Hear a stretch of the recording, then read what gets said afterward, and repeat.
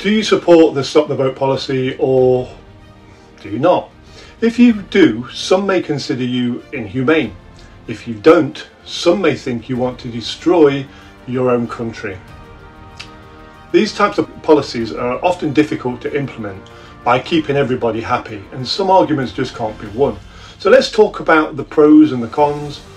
My name's Kevin Shaw, your friend and a full-time caregiver.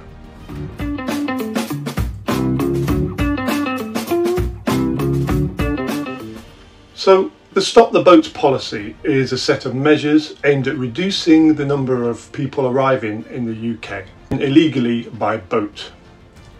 The policy has been implemented by successive governments in Australia and now in the UK. It has been the subject of much controversy.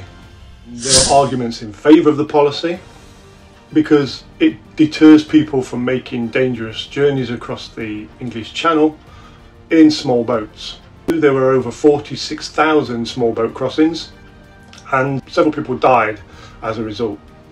The Stop the Boats policy aims to reduce the number of crossings, making it more difficult to reach the UK illegally. It helps to break the business model of people smugglers. People smugglers charge desperate people large sums of money to make the crossing, and they often put themselves at huge risk of death or injury to escape harm in other countries. And the Stop the Boats policy makes it more difficult for people smugglers to operate by increasing the risk of their boats being intercepted. It sends a message that the UK is not an easy target for illegal immigration. The Stop the Boats policy is intended to deter people from trying to enter the UK legally, and it may also encourage people who are already in the UK illegally to consider leaving. Arguments against the policy: it is inhumane to prevent people from seeking asylum.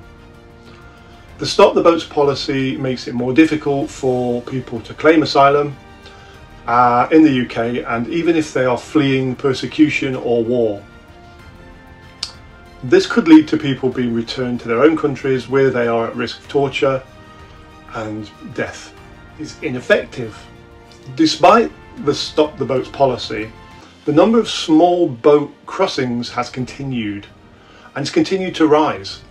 And this suggests that the policy is not working, or that it is having unintended consequences.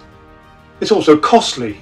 The Stop the Boats policy involves a number of expensive measures such as increased border security and the use of high-tech surveillance equipment. This money could be better spent on other priorities, such as providing humanitarian aid or helping address the root causes of immigration and migration. There are strong arguments on both sides of this question, and the Stop the Boats policy, ultimately it is up to each individual to decide whether they support the policy or not. What's your take on this? Let's chat in the comments. Thank you for joining. Your friend Kevin Shaw, and goodbye.